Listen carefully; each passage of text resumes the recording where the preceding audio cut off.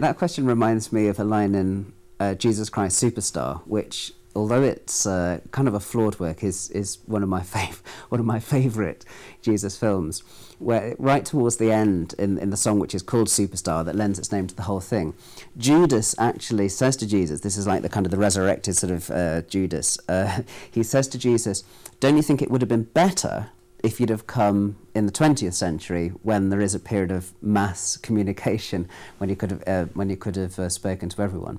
I mean, the interesting thing about it, if you try and conceptualize what mass communication means in the ancient world, one of the best things that you can do is actually find somewhere, a public place, where you can be heard quite widely.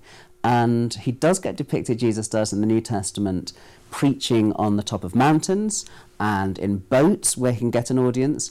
And when he tries to do things in houses, the houses get crowded, people start taking the roof apart to try and get to him and this sort of thing.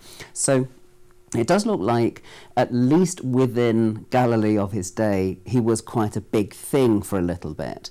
And there were people, crowds getting to him. But it's worth reminding ourselves, though, just what a minor blip in terms of ancient history he made as a sort of figure that was in Israel at the time, because it's only really as much later on that Christianity becomes the force that it eventually becomes. It's a very slow sort of process, and it's a process of of disciples and witnesses and preaching going on across many years, travelling far and wide. I mean, just think, for example, of the sheer difference between Jesus and Paul.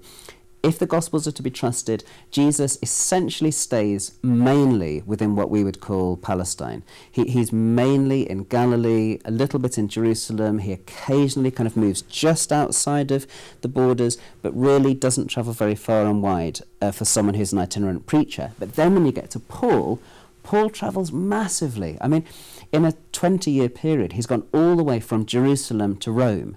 And not just in one journey, but several times. He's gone back to Jerusalem again. He's gone back over the same ground again. I mean, that really is if you wanted to think about the skills of ancient communication, Paul definitely had it. First of all, loads and loads of travel. Secondly, getting a few disciples and people that work with you that you can send out in your stead. And thirdly, and most importantly of all, he learnt the art of writing letters and got those kind of sent around to various of his churches where they were hugely influential.